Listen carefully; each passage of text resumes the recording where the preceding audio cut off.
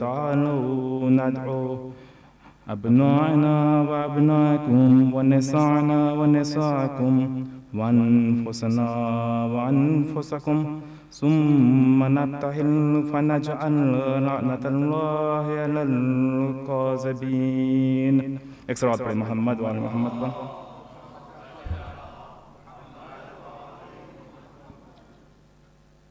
सबसे पहले आप सभी हजरात को ईद मुबाहिला की मुबारकबाद पेश करते हैं।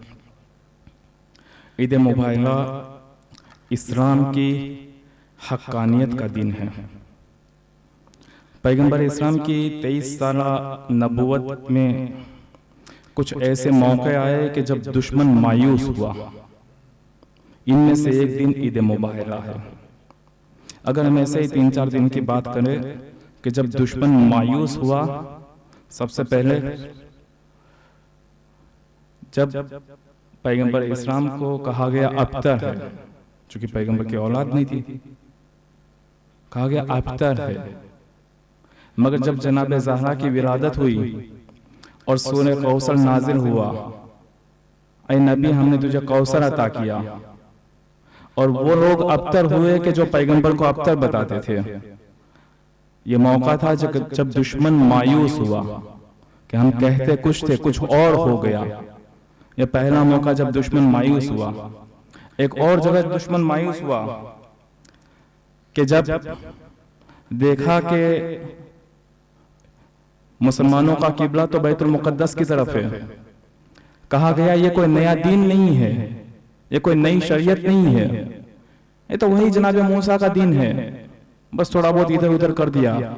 इनके पास तो अपना खुद का किबला तक नहीं है, ये तो बैतुल मुक़द्दस की तरफ नमाज पढ़ते हैं।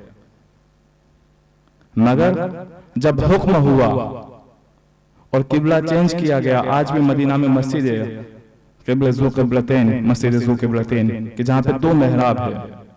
आज भी आपको ऐसी मस्जिदें मिलेगी कि जहां का मेहराब बैतुल मुक़द्दस की तरफ है। जो लोग इंडिया से ताल्लुक रखते हैं, मैं इन्हें एक जगह का एड्रेस देता हूँ, विजिट कर सकते हैं। इंडिया में गुजरात स्टेट में एक छोटा सा टाउन है घोघा बोल के, घोघा GHOGHA, घोघा। आप घोघा जाइए, वहां के मस्जिद का मेहराब बैतुल मुक़द्दस की तरफ है। और इससे यह भी समझ में आता है कि बर्र सगीर में इस्लाम कब आया। बर्र सगीर में इस्लाम कब आया? आज की तारीख में मस्जिद मौजूद है। इंडिया के गुजरात स्टेट में एक छोटा सा टाउन है समंदर किनारे, जिसका नाम है घोघा। आप गूगल सर्च कर सकते हैं, गूगल सर्च में पहले ही इसकी फोटो आ जाएगी उस मस्जिद की। बैतुल मुक़द्दस की तरफ किबला है। मदीने में मस्जिद है, मस्जिद ज़ू किबलतैन। जब खाने काबा को किबला करार दिया गया, दुश्मन मायूस हुआ कि हमारी साजिश तब खत्म हुई। हम कह रहे थे कि इनके पास अपना किबला तक नहीं है, किबला चेंज हुआ। दुश्मन मायूस हुआ जब पैगंबर को कत्ल करने की साजिश रची गई। कैसे कत्ल किया जाए? कहा अगर कोई एक शख्स कत्ल करेगा तो हो सकता है उनसे बदला लिया जाएगा। क्या किया जाए? पूरा सारे कबीले से एक एक फर्द को उठाया जाए। 40 कबीले से लोगों को जमा किया गया। कहा ये 40 लोग मिलके पैगंबर को कत्ल करेंगे। बदला भी नहीं रह सकते पैगंबर के बाद उनके घर वाले, खुद इमाम अली, बदला किससे रहेंगे? किन किन कबीलों से झगड़ा करेंगे, किन किन कबीलों से जंग करेंगे? पैगंबर को कत्ल करने की साजिश रची गई। वही नाजिल हुई, ऐ पैगंबर तुम्हें कत्ल करने की साजिश है, अपनी जगह किसी और को सुला के जाओ। अब सवाल यह है कि किसको सुला के जाए? अरे वही उसी को तो सुला के जाएंगे जो दिखने में, जो सीरत में, सूरत में पैगंबर की शबीह हो। वरना दुश्मन इतना बेवकूफ तो नहीं था जो इतनी बड़ी साजिश रच सकता है कि हम कोई एक आदमी कत्ल नहीं करेगा, 40 कबीले से फर्द को जमा कर सकता है, 40 कबीले के अफराद को जमा कर सकता है। वो बेवकूफ तो नहीं था। तो किसको सुलाया पैगंबर अपनी जगह पर? भाई उसी को सुलाएंगे जो पैगंबर जैसा हो। पहली शर्त तो उसमें ये पाई जानी चाहिए। दूसरी शर्त वो पाई जानी चाहिए कि जिसे मौत से खौफ ना हो। इमाम अली फरमाते हैं अबू तालिब के फर्जंदों को मौत से ऐसी दिलचस्पी है, ऐसा लगाव है जैसे शेरखार बच्चे को अपनी मां के दूध से लगाव है।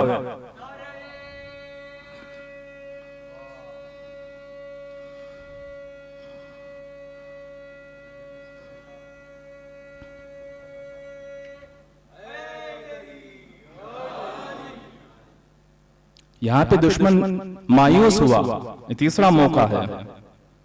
देखा कि याद पैगंबर है ही नहीं, और जिसकी हिफाजत खुदा करना चाहे, एक मकड़ी के जाले से परवरदिगार हिफाजत कर सकता है, और जिसको अगर परवरदिगार तबाह करना चाहे तो अगर वो हाथियों का लश्कर लेकर आए तब भी अबाबिल के कंकर उसे तबाह कर देते हैं। जिसे परवरदिगार हिफाजत करना चाहे वो मकड़ी के जाले से भी परवरदिगार हिफाजत करता है, और जिसे तबाह करना चाहे वो अगर हाथियों का लश्कर भी लेकर आएंगे तो अबाबिल के छोटे छोटे कंकर उसे तबाह कर देंगे। ये तीसरी जगह जहां दुश्मन मायूस हुआ। चौथी जगह मुबाहिला, जहां दुश्मन मायूस हुआ, चूंकि इस्लाम की हक्कानियत का परचम बुलंद हुआ। पहले मुनाजरा हुआ, मुनाजरे से बात नहीं बनी, फिर मुबाहिला हुआ। यहां से एक बात और समझ में आती है कि अंबिया और अइम्मा का एक काम यह है कि पहले इल्मी मुनाजरा करना है, पहले इल्मी मुनाजरा होगा। इमाम रज़ा अलैहिस्सलाम से जब पूछा गया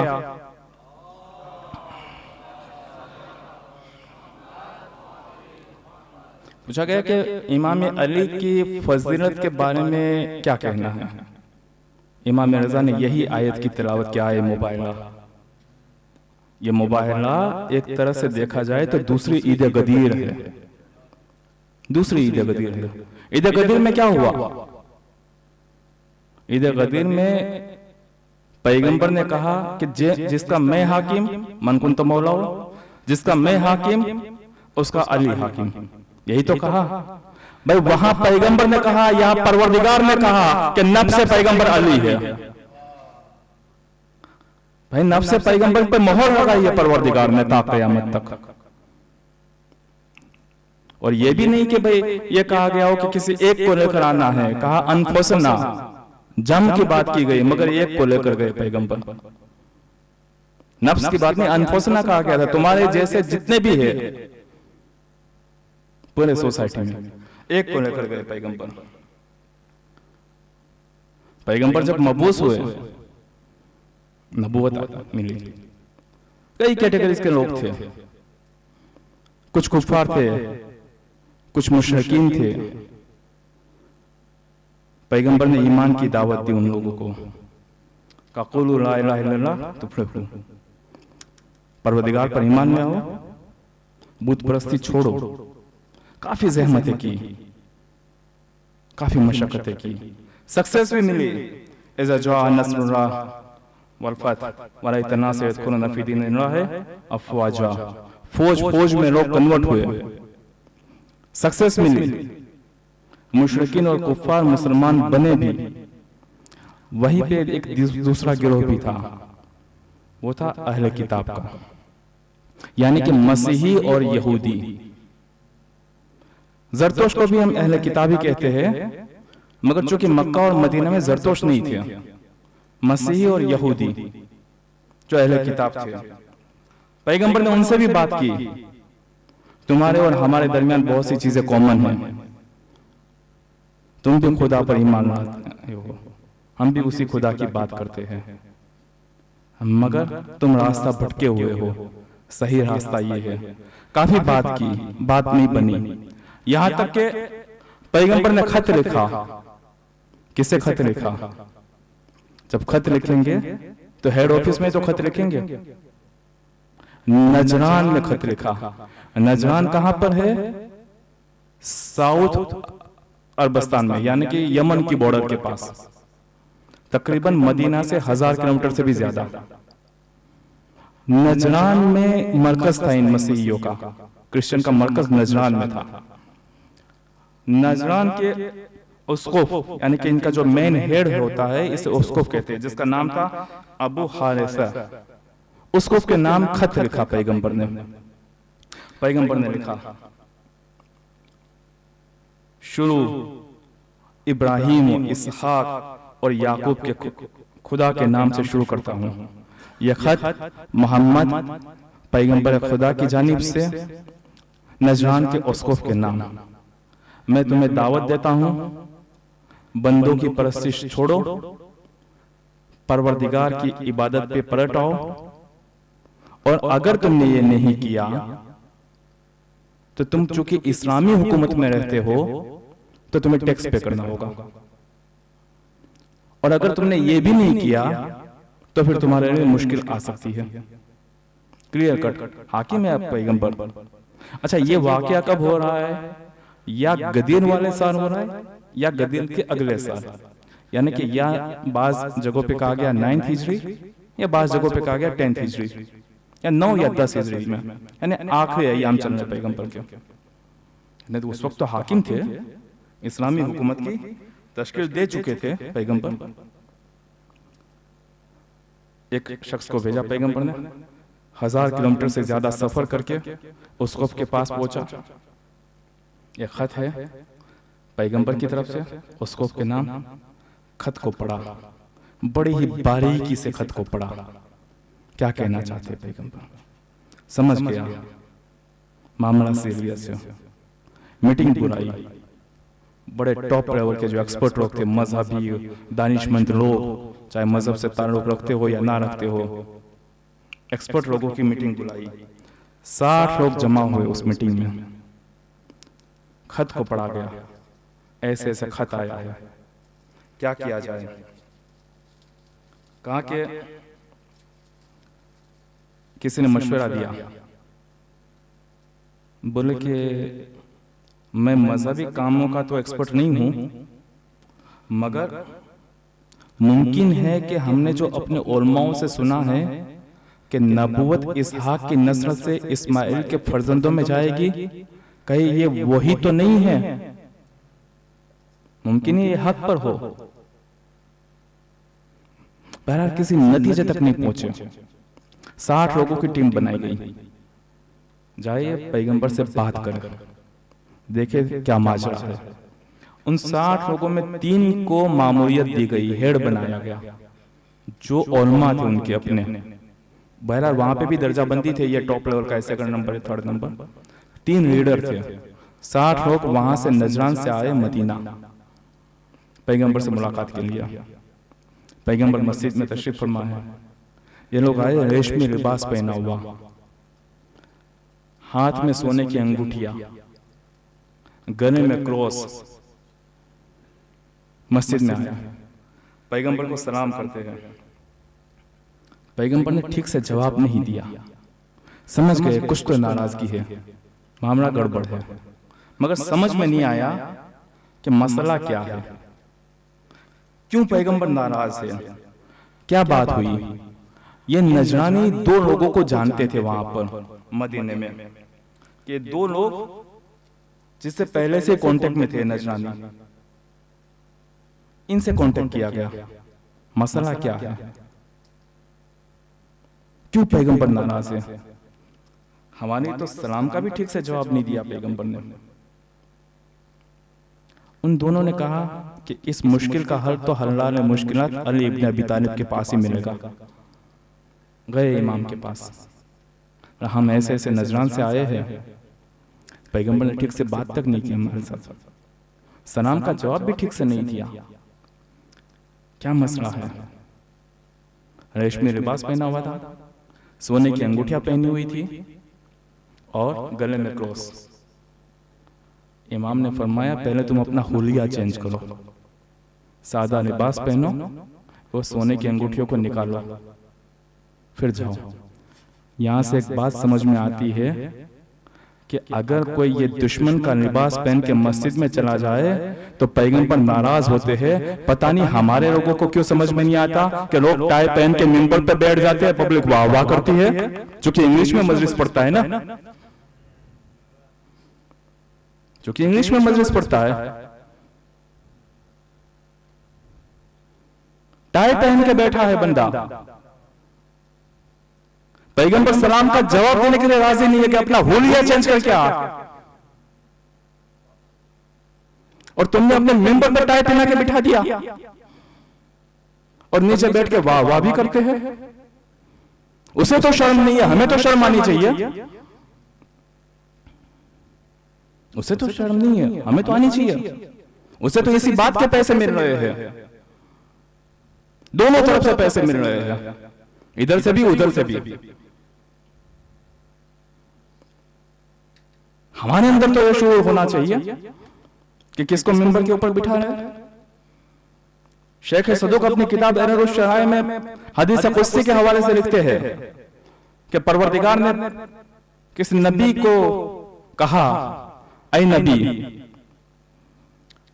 3 काम अंजाम नहीं देना, 3 काम अंजाम नहीं देना।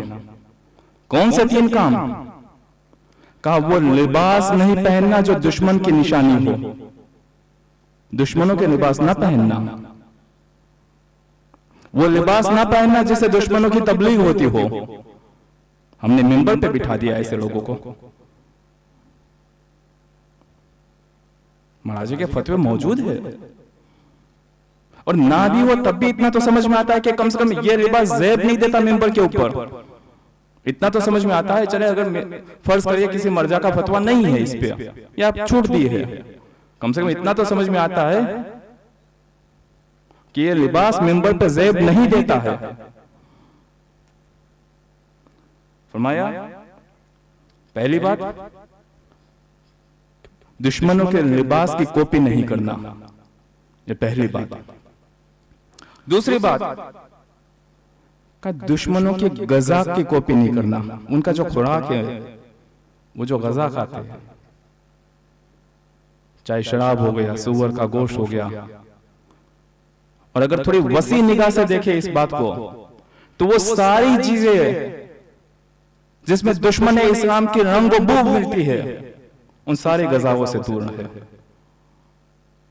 साफ साफ मना किया गया। तीसरी बात का दुश्मनों की रविश और सीरत पे अमल ना करना।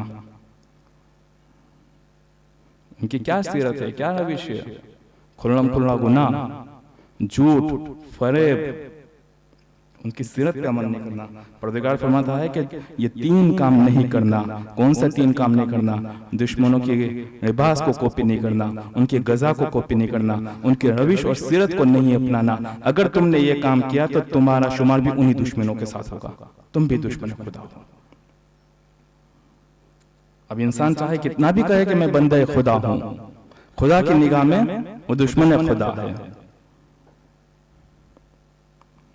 लिबास पैगंबर ने सलाम तक नहीं किया, वरना ऐसा हो सकता है कि पैगंबर सलाम का जवाब ठीक से ना दे।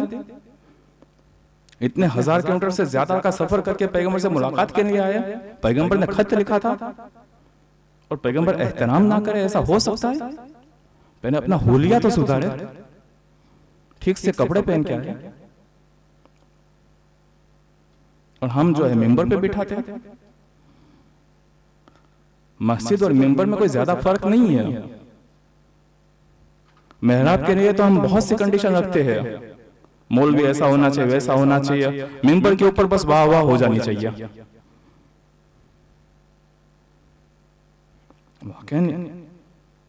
शनाख्त जरूरी है, कौन अपना है कौन अपना नहीं है। अगर शनाख्त नहीं होगी, मिसाल के तौर पे एक बच्चा है, कोबरा सांप है, शनाख्त नहीं है, बच्चा उसके साथ खेलने लगेगा, मजा आएगा इससे भी थोड़ी देर के लिए, मगर वही कोबरा सांप डसेगा। शनाख्त जरूरी है। अगर शनाख्त नहीं है, इधर से इधर भटकते रहेंगे। मिसाल के तौर पे आप एक जगह पे है, प्यास लगी है, आपने देखा उस तरफ पानी है, जबकि वो कहते हैं मिराज जैसा दिखाई देता है, एक शराब दिखाई दे रहा है, आपको लगता है पानी है, भाग के आप उस तरफ गए, देखा पानी नहीं है। वहां से दिखा रहे जहां खड़े थे वहीं पे पानी है, फिर भाग के इधर आए, देखा इधर भी पानी नहीं है। भटकते रहेंगे, चूंकि शनाख्त नहीं है ये पानी है या फिर ये भ्रम है। शनाख्त जरूरी है। ताज्जुब होता है वाकई, टाई पहन के बैठा हुआ है मिंबर के ऊपर,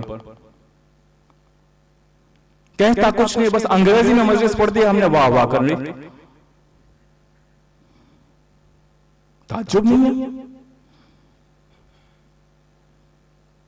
शनाख्त नहीं है। कहां से मैटर आ रहा है, क्या मैटर दे रहा है? पैगंबर ने सलाम का जवाब तक ठीक से नहीं दिया, सिर्फ लिबास की वजह से। जबकि 1000 किलोमीटर दूर से वो लोग आए और उनके टॉप लेवल के एक्सपर्ट लोग आए थे। जब किसी कौम के एक्सपर्ट आते हैं, किसी दूसरी कौम के एक्सपर्ट के पास तो उनका एहतराम किया जाता है। ठीक है, हमारे मबना अलग है, हमारी सोच अलग है, हमारे अकायद अलग है, और फिर भी एहतराम किया जाता है। पैगंबर ने इजहार नाराजगी की क्योंकि हुलिया ठीक नहीं था। शनाख्त जरूरी है। कैसे करें मुखालफत? अभी 3 हफ्ते से दर्स कुरान चल रहा था, सूरह मुम्तहना की तफसीर की थी, इसमें से बहुत से लोग हाजिर हैं। पहले ही आयत बताती है हमारे दुश्मनों और अपने दुश्मनों से दोस्ती ना करें। पहले ही आयत सूरह मुम्तहना की, उनसे दोस्ती ना करें, उनकी खुफिया मदद ना करें। इमाम अलैहिस्सलाम फरमाते हैं किसी दुश्मन को छोटा ना समझे। ये ना समझे कि नहीं नहीं ये बस एक छोटा सा गिरोह है, वो अपना बस 2-3 घंटे का काम निपटाते खत्म करते हैं। किसी दुश्मन को छोटा ना समझे, किसी साजिश को छोटा ना समझे। ये साजिश कब बड़ी बन जाती है पता नहीं चलता है। गुनाह छोटे गुनाह से शुरुआत होती है। घर में शादी है भाई, एक दिन तो डांस चल जाता है, एक दिन में क्या मसला है, वो एक दिन फिर हर हफ्ते हो जाता है। किसी गुनाह को छोटा ना समझो। तीसरी बात, बेजारी इख्तियार करना। कैसे बेजारी इख्तियार की जाए? इसी सूरह मुम्तहना में कहा गया कि जनाब इब्राहिम ने हमेशा हमेशा के लिए बराअत हासिल की खुदा के दुश्मनों के साथ, बेजारी इख्तियार की हमेशा हमेशा के लिए। परवरदिगार ने कहा कि वो ये इब्राहिम तुम लोगों के लिए नमूने अमल है, तुम्हारे लिए रोल मॉडल है। बेजारी इख्तियार करना, यहां तक कि खुद पैगंबर ने अपने रिश्तेदारों को भी छोड़ा। यही जनाब इब्राहिम, इनके चचा आजर खुद बूत बनाते थे, बूत को तराशते थे, बेचते थे। दावत दी गई ईमान की, ईमान नहीं लाए। जनाब इब्राहिम ने कहा मैं तुम्हारे साथ हमेशा हमेशा के लिए बेजारी इख्तियार करता हूं। जनाब नूह, उनका बेटा गर्क हो गया। पैगंबर इस्लाम, उनके चचा अबू लहब ईमान नहीं लाया। कई मर्तबा कहा जाता है कि उलमाओं की बात का असर नहीं होता है। अरे वो यहाँ पैगंबर के बारे में क्या कहेंगे? सामने वाले में ज़र्फियत तो होनी चाहिए, वरना दुनिया का सबसे बड़ा मुबल्लिग अगर पैगंबर इस्लाम हो, मगर अगर सामने अबू लहब है, सामने ज़र्फियत भी तो होनी चाहिए। जहां पैगंबर ने किसी को अबू जर बना दिया, मगर एक था अबू लहब। सामने ज़र्फियत भी तो होनी चाहिए, सामने ज़र्फियत होनी चाहिए। उलमाओं की बात में असर नहीं है, सारे एक्सपेक्टेशन करनी उलमाओं से है। अच्छा, शर्त यह भी है कि कोई आलम दीन एक्सपेक्टेशन रख भी नहीं चाहिए, रखना भी नहीं चाहिए। यानी इनकी कोई एक्सपेक्टेशन नहीं होनी चाहिए, हमारी सारी एक्सपेक्टेशन होनी चाहिए उनसे। वो नासा के साइंटिस्ट से भी ज्यादा पढ़ा लिखा होना चाहिए, चंद जबानों पे मुसल्लत भी होना चाहिए। नफ्सियात की बात करें तो वो एक्सपर्ट, फिलोसफी की बात करें तो वो एक्सपर्ट होना चाहिए, फिक्र में वो एक्सपर्ट होना चाहिए, अकायद में वो एक्सपर्ट होना चाहिए, मैथमेटिक्स में वो एक्सपर्ट होना चाहिए, साइंस में वो एक्सपर्ट होना चाहिए। अच्छा, वो अगर थोड़ा सा भी एक्सपेक्ट करे रहे आपसे, हाँ आप दीन की खिदमत के लिए आए हैं, आपको तो दीन की खिदमत करनी है, वो कुछ भी एक्सपेक्ट नहीं कर सकता। उनसे सारी एक्सपेक्टेशन है। बहरहाल बात कहां से शुरू हुई, कहां चली गई? ये नजरानी, ये मसीही 60 लोग आए। कौन सा लिबास पहन के आए? रेशमी लिबास पहन के आए, हाथों में सोने की अंगूठियां, गले में क्रॉस। क्या किया जाए?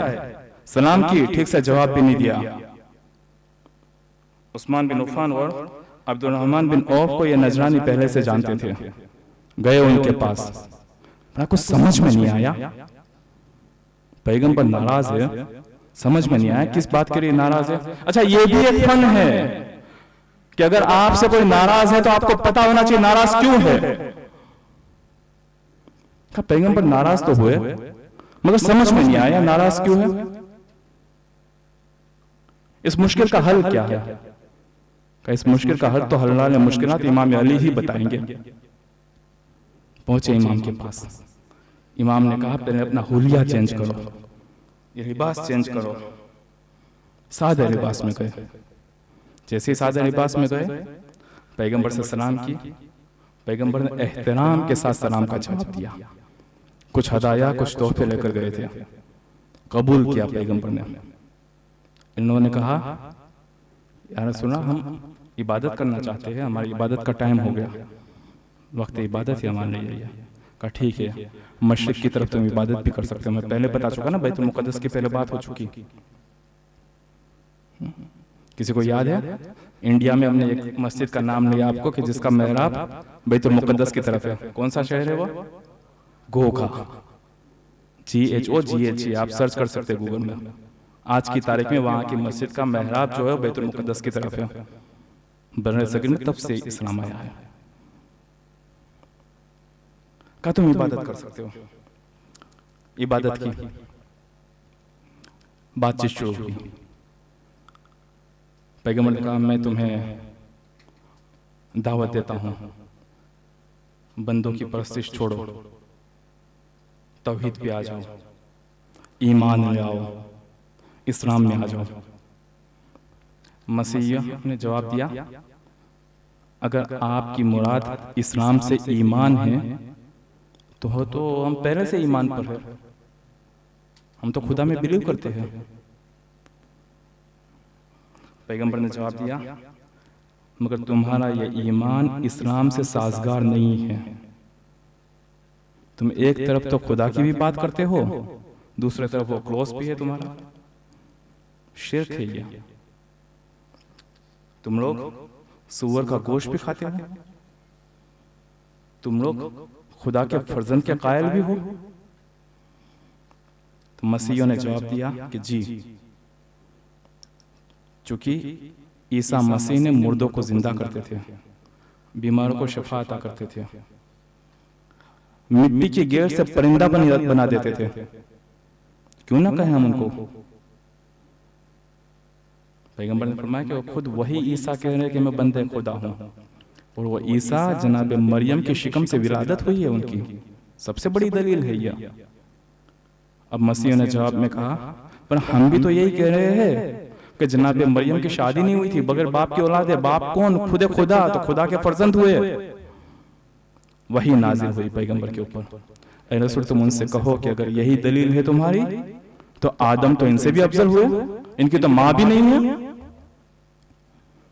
आदम तो इनसे भी, अगर तुम्हारी यही दलील है तो आदम तो तुमसे भी अफजल हुए, हजरत ईसा भी अफजल हुए इस हिसाब से। और सिर्फ आदम ही नहीं, जनाब साले की ऊंटनी जो पहाड़ से निकली, जब वो कौवा कि जिसने हाबिल को तालीम दी कि काबिल को कैसे दफन करना, वो कौवे के माँ बाप कौन थे?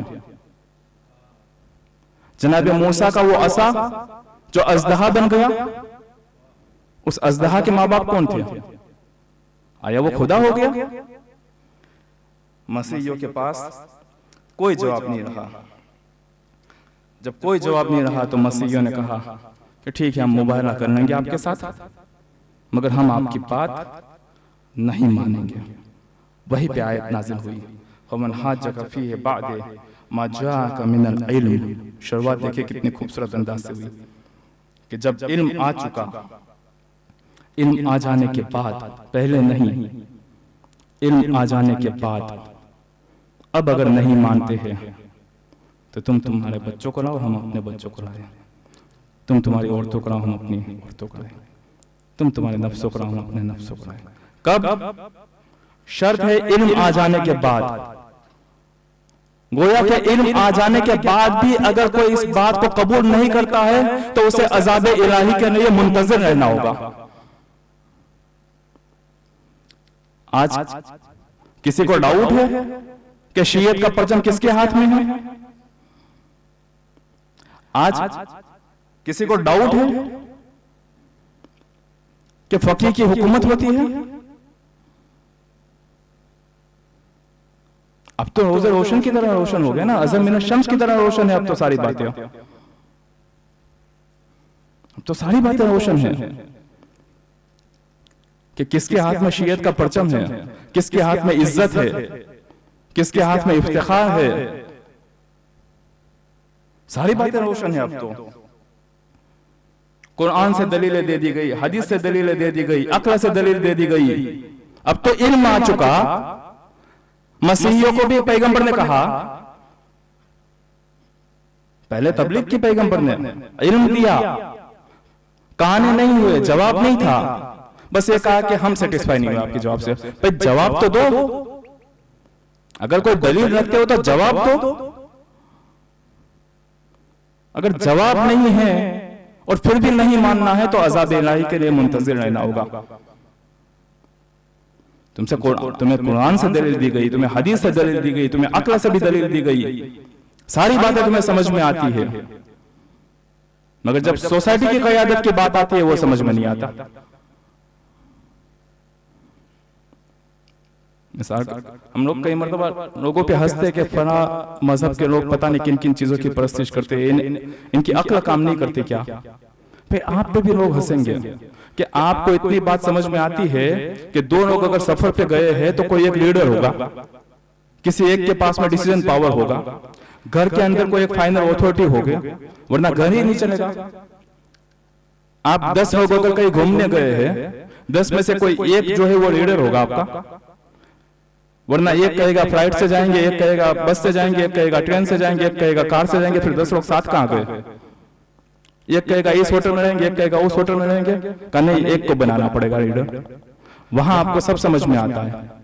जब सोसाइटी की क़यादत की बात आए ना, वो ऐसे ही चलेगा, वो ऐसे ही सोसाइटी चलेगी, ये बात समझ में नहीं आती। इल्म आ चुका है। अच्छा, सवाल भी अपने नहीं है, फला की यह नजर है, फला की वो नजर, पर अपनी नजर बताओ। आज से तकरीबन 2-3 साल पहले एक साहब के साथ हमारी बहस हो रही थी तौहीद के हवाले से। तो ये मैं रियल वाकया आपको बता रहा हूं, मुस्लिम नहीं था वो सामने वाला बंदा, तौहीद के हवाले से हम बात कर रहे थे, तो हमने अपनी दलीलें रखी, बात की। अब आखिर में इसके पास जवाब नहीं था, तो हमसे कहने लगा कांट ने ये कहा, कांट एक फिलोसोफर है, वेस्टर्न फिलोसोफर, काफी बड़ा मशहूर नाम है, तो कांट ने ये कहा, इसका क्या जवाब है? हमने कहा देख भाई, आज मैं तुम्हें कांट का जवाब दूंगा, फिर तुम कहोगे डेविड ह्यूम ने ये कहा, फिर मैं इसका जवाब दूं, फिर तुम कहोगे जॉर्ज बर्नार्ड शॉ ने ये कहा, मैं तुम्हें इसका जवाब दूं। तुम एक के बाद एक फिलोसोफर के नाम लेते जाओगे, इसकी बात करते जाओगे, बस जिंदगी गुजर जाएगी। ये बताओ तुम्हारा क्या कहना है? अगर तुम्हें फकीह की हुकूमत में, फकीह की क़यादत में सवाल है, इधर उधर के सवाल मत रहो, ये बताओ तुम्हारे दिमाग में क्या डाउट है, वो सोल्व किए जाएंगे, उस पर बात की जाएगी। आज की तारीख में क्रिस्टल क्लियर है ये सारी बातें, अज़हर मिन शम्स की तरह रोशन है ये सारी बातें। अगर आज भी नहीं मानना है तो फिर सिवाय मुबाहिला कुछ नहीं हो सकता। अच्छा, अजीब बात है, मसीहियों ने इनकार किया, मसीहियों ने इनकार किया, इसीलिए तो आए मुबाहिला नाजिल हुई। परवरदिगार ने ताक़यामत कह दिया कि अली नफ्स पैगंबर है, ताक़यामत के लिए तबलीग हुई। तुम भी रहबर की जितनी मुखालफत करोगे उतनी ही तबलीग होगी, उतना ही रहबर का नाम रोशन होगा। एक दुरूद भेजा इस पर मोहम्मद वाले मोहम्मद पर।